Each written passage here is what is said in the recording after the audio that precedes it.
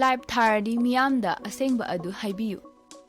Dukan yaura akanda masidadi offer laitena soidana hairakani. HG Cassette Gallery da amuktang lingshin birau. Online price da mobile khudimak loina phangbigani. Hojik se wana ba matamnina loan gi khudong chabasu aikhoi gi maikai dagi pizari. MI gi phone laiba singi su lucky draw leizai. Chahi loramdai asida adom gi daw adu yabra haina amuktang yengbiu. Car bite mobile na jingba sing phawwa yana leiri. Ningol chakau bagi special offer gi mathakta aikhoi gi store gi oina su lucky draw tawjari. Lucky draw asigi first prize na 32-inch TV, second prize na induction, third prize na rice cooker ni. Singjamai supermarket ta laiba HG Cassette Gallery da lengshin biraktuna khudong chaba ase lawbi hau.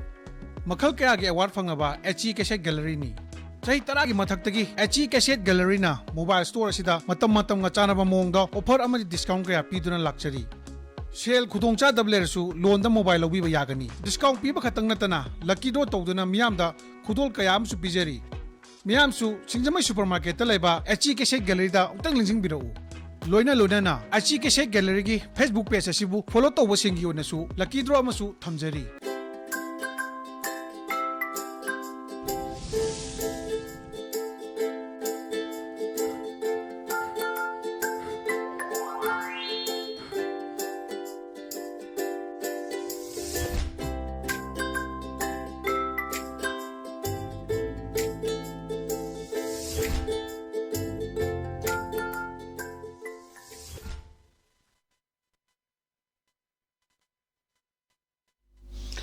Good afternoon, ELITETV test of cartoon Mahao Ming Tavris Muhammad Muksari. Morning a sing follow from a power says singing cartoon sing the cartoonist na Kari Hanili Ba, Kari Fondong Liba, Kari Wakal Kalan Babdu, Mayam the San Watam Zage, and Locus Zage Sanga Express key on top Panida.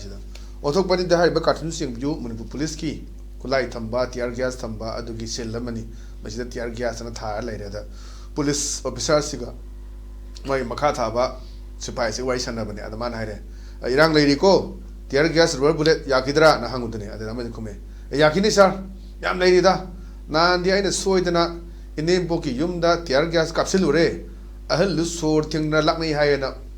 But the tear gas key, madam, Adukaching never lay Haidana, Kawagi to lay the mirror with the PM Angang, young lady the Logi shoe lay many, on the Hadisidum, Tampactadum Kapi, Hazay Lady Bar, Armed Forces Special Power, Tamzelacy, me Mangan Bea, Bakandre Zig. Lema Kongi Army came the Gi Hoki Batang Kun Manga the King Sitam Kunipan Jorubada with Marini Surba Dazi, Tiba Kangra Lang Zilam, the Kangra Labani. On a Karai about the Sebo against Neva. On a side as I Chukin Nevato, Kukino Operator Bra, Kadito Rage, a day to the I have the Alugum, Telogum, and a Borada, after Lagana pick out the Hapaka Lokiness, and a team me, a dog chow me to Hazi, the Marini Surda, Tiba Kang the Adonam Siam Satina. My shopping night oiba asang akogi Manipur akogi army gi suni ana magi campus sangraga thiba khang de have say yamna questionable oiba masi tarai tarai no ya rodawa wafam mu oigaduni adani haji irang chilem daba ji kakching da ngasi tona kakching da di mu curfew tension le na toy duni ana sigum film lai besini adana Manipur gi issue se issue gi matak ta issue ma issue gi amag matung da ama gi matak da sukloi loi benai daba yam nungai rame Akoi 2023 ki me ahungi mamang da di stay da akoi landlocked festival size ne am de ta akudingi festival ni se Morok festival Alu festival Komla festival Sampra festival Kiom festival tau double litre akoi lai mian si da Barak festival Siroi Lily festival adagi kari ungnau kari festival me am sine da wai chai bani adagi mu akoi November tha si da mu koi di Sangai festival lai ni Auna degi Miss India tawri ni femina Miss India tawduna yam hekta Manipur ge vibe che tourism sector da yam khangong do mikupta auki ba chai ge me 23 da me 3 da gidi lai ba film sini adanis da jik Manipur level sinje kaino tiara gas mok bok mangan khoi gi walan ba ya pote ko na am phajaba cartoon ne thamjage mathang da lai sina khoi sina le ba ki loire dana haibduni loire dana is da army camp lai re ade da moina hange na khoi da mi sang khraga khang de hairi du terrorist or din ko hingadra ana imara mera pai me am saw bani army kang mus nga aga si da leide barricade khara ga si da ba wi ra khari sa da mas na mate isen singi natana atai di khang de na me ana ji hainai bani khoi ki ga kari ga sam rifles ga leide ba Central Force Singa, we put a Masen by Tona, Adu Port as Elena, Port Manaba, social media, the Karitanga Dumu, newspapers don't meet at any other. Nakoi Gida, me Sankraga, Kang the Harry Dubu, terrorists with me, Chingadra, and a captor, the terrorism. Where am I? Mate, Imasing, Isen singing Natanate, the Kang de, Hannah. Sijamna, one took Leba, Manung Huna, Madudeda, Atrama Piriba, Hogi cartoon Amani, Haidana 8 times again. But on the lace Nakui Puna Pongi, Baloe Haiduni. Baloe is that man, what is Sanare? May Imunchida, families that were Sabu to read the Hain. Moina, a first fat taming the city, me Mahan Bayana, you were the Nana. Howji, Manjiba, Kamal Babu Mangisini, Gosaipur, Asamgi, I see the Tabak Sutana, technical gate, the Labani, Lutankuno, the Leraga. Adwazi, Laiba, Magluine Vinesu, Kasargit police station, da, FIR Togre, the my Mayamanasu, take the guidance at Hado Piraka and the Swajida, Laiva, Central Forces, Nimarak Tabu, Madu, Secure, or Dragadi, Kadino, Manipuri film, say, Karam film the Lakadage, a Dehazi, Corner, Laiba, Dizipita, Security Advisor, the Karida, Low and Makta, Redona, but the Taraitra, Lowias, Pony, entrance schema, Changibaki, sign Torami. Pagi sign together when he are making the Changwatam, any Jagada, some rifles, Kyoro, Kariguro, no one among Taming Actinaduna, Changra, Katai, the Mangino Cinema, Madonna Masi, Taraiba, Tabamu Oiroi, Masi Am Chauba, Shumo Erekani, Madame Tuna Masi, the Marine Surabani, Hayeng Boktan Kumapani, Jeshina Sutarisi, the Fazelaga Tambra, Mamanga Togibaduni, Jakura Durgi, Toriba, Borobraga, the Esoi, the Tadorkani Angang Yawunina, Angang Nutani Pandangari. A pick Pangang Yauri, Sway and Tadorakanika, and a Kalamagamadu, Unatena Bada, Hatuoga, Nomina Kapaga, Matabak to the Nomina Kapaga, Mamit Namazuti, Bakanga Angangi, Hazukaransu, according to Aremba postmortem report Lacre, Nomika Heavy, of course, as you found the official in the D. Maggie Rep, Tokiba, Koki, from the Mali, as you found report to the D. Adu Mihatin, Hat Pa Angang, the Hatlaga Borak, how the Hadu Papaga, Hada Bungami, Aduna. Afaspalu Tamzangre has the police station Tarok Tazadrin Marumda, Afaspas the Kaino, the Mayana detail Hidazu, Kangamanga, the Apaspagi Marumda, Manorama, Hatkibani, Mayama, as you Mayama tea, become the lady of Mayam Yarmini. Other than Kandarakanda. Moina, Armed Forces Special Power Act in the city, me Mahan Bayana, you are Nana. As me Mangi, Kamal Babu Mangi, Kanati, get about Satari High, Yang Se Tankumapan Hayang Niadana, School Sumju, Suti, Tado A, Internet Sutingi. Manipur ki siam nungai ba phibam am tani lai si na thamjage mathang da leisna khoi welan paugi as loire habduni ade da moi si makhong tek pagi layeng balak pagi wari sana bani ana mana macha na pasna gari kan na thawro ka accident to bani gari yang na thawda tek pa khong si yam na nare kai dawni hena ada ma pa na meti aga ko thudek laga phagani bungona ade gari yang thawba nuga ji silencer hapa silencer ji pukthar aga ji Takai and Mangan Mayam to Yawi at them left here, or a thing, but the Tori to the Yaro, you live come to think, but the cow with Beni, or Angang sitting, collect Bani Nesamaku, the whole of the act and Nunga Pumba, the Rogata, the told the Tori Mayam, the Gi, Nunga, you and Fali put the beach at Todel, you Mayam Sinsi, police from the fight, Amutadoki, Mali, Silencer, Jaza Technagria, social media, the Su, Nanga, Touraga, Nanga Tori, Nunga, very young way to not. Silencer Manak to the Manaku Tamjalaga, Nangba, Mayamsu, Biramani, social media, the current of what on a size to them. Angang Sugan Tan by more sin and noise pollution to eat. Magi parents in the name of the Gawisi, Ichana Pana, High Hagasu, and Fazana with the control tone of Hibam Changi was in the soak in the Sini. As in Mayam Hoi, Isawa Bunushi, the Wakam like Ponte, Chana Harak Pada, Chana to Shinbada, Kanita with a Narak Pada, Hoisu Mama, even in the Kangi, to some extent carried later. I do the Nikitan Quay Batman time in the Mato Tarise on the side that silencer Hapaga Toba, Spitang Toba, Tangba, Silupa, motorbike, the lock, a new home taba, Mam Tole. Nimbuzis at Amani, Pai Dragana, Pai, the Gipat, that Pasionaba, Pai and a Kampai, Pai, Miama lady, it's a Pumiranka, Sumatota de, Quay Garim, Santo de Ade, no one will get a bike who by crew, mobile Tangba, Pai the Bayade,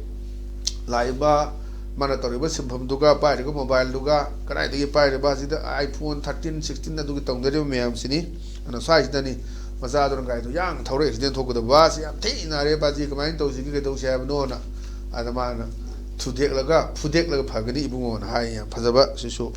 cartoon, and thumbs again. But on the Lesna, Shell Express key, Naire have nei res da khoi sum radio pau taraga sum leibagi mong ne moi sum bari sanabase ada irang si khara fagadra hairaga anauba mum phajin gre tawrisena aje kamal babu thi ba khangdui biksi suni moi taru hat ke dangai ama mu mangre ana sai isu adu amasna haire security force fauna sumna laps oiraga akoina kamdong ne hingdoi no na hajik ni adu ne hajik sai kem du da kamaina mangre bano asuk ku matam si kamaina thi ba khangda bano haibasi yamna chawbu oirasu campus su hoi chawi chawraga sumadu maduda thi ba da hekta jungle umang Africa ki jungle Amazon ki jungle mai su ga lebna te mai kem sa na khul le loi leba ngaktani ana masida kai ba phatan da thoga di army su mogi maming do afaba oiroi haibasi khangnaraba ngaktani ne yam si chu yam phajaba message ma bi ba cartoon ne thamjage mathang da leisina khoi naron thogdangi hawa do leirang do duni hawa do leirang ne sida panji si yeng lakpani mai pisna ada panji ne bot kani partikarama tausi nupi koi da bana nangi pa se botika digani ado ma si nupi na hada kari da koi ba langba kari kra ga tawdori anda partikar kra tawsena aduna manipur gi di bot bukarati this is personal matter ne kuina hai de do hana batuni ani lon ba kai ba adiki nupi na koi ba mai makai sabi ba bangkok da thaba kaina mayam haina riba mayam leising si dum ko gi hai tare tumse setana una leng bahona dena ado u do pairaga ni asu leng ni kai do u acho di kon thung dam di ke su nik pada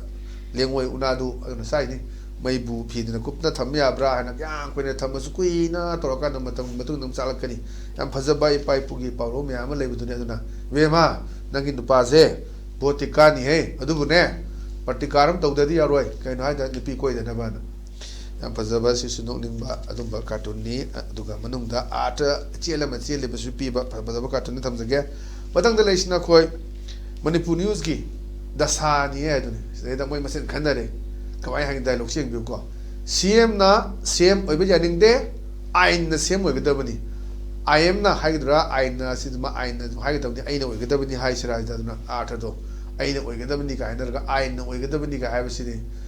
kadan confusion amdi leire aina oiga dabani ka haidi moi masen num tak pachaba punmada tawna ba da CM na CM oiba janing de ain na CM oiga dabani IM na haidra aina haidra adumani banana da leire aduna sai sida CM ki oina ba haji nan matang phongdong na giba mayam jare newspaper da phongdong na giba mayam shawre speaker masa maksu hai gare lengak sna ke makhare to mathau da bani kaina nga sai khun nei na jaw du ni auna sei da khoi yeng ta bani kari no to do Manipur se ngai yeng ga dum government thai bisi da si do bra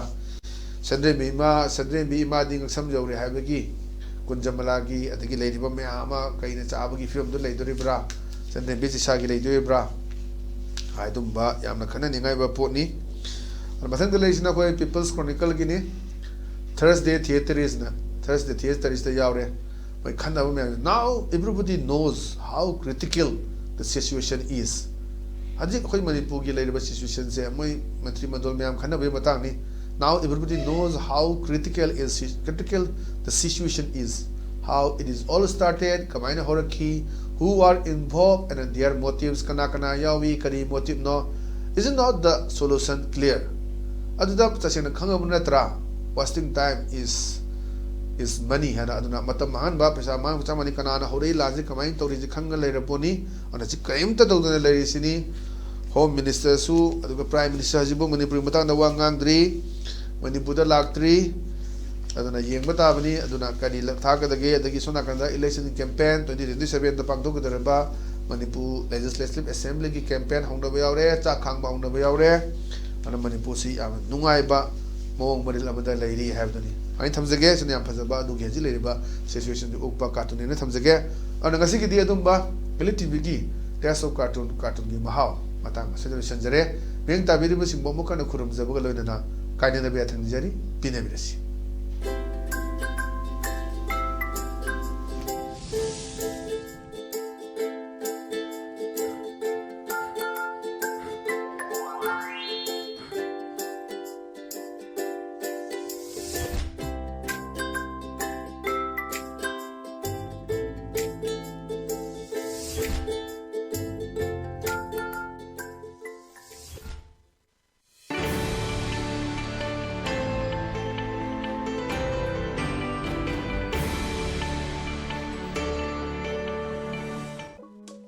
live ꯊꯥꯔꯗꯤ ꯃꯤꯌꯥꯝꯗ ꯑꯁꯦꯡꯕ ꯑꯗꯨ ꯍꯥꯏꯕꯤꯌꯨ꯫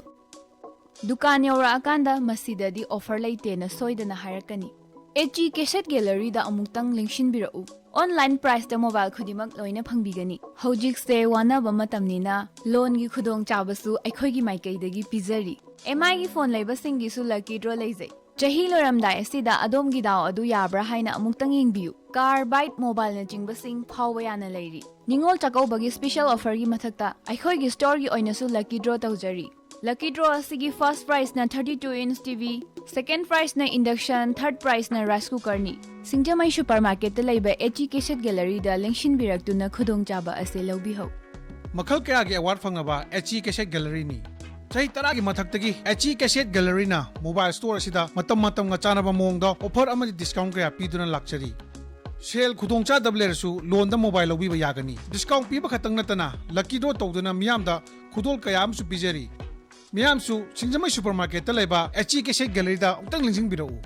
ꯂꯣꯏꯅꯅ HG cassette ꯒꯦꯂꯔꯤꯒꯤ Facebook page ꯑꯁꯤꯕꯨ follow ꯇꯧꯕꯁꯤꯡꯒꯤ ꯑꯣꯏꯅꯁꯨ ꯂꯛꯀꯤ ꯗ꯭ꯔꯣ ꯑꯃꯁꯨ ꯊꯝꯖꯔꯤ꯫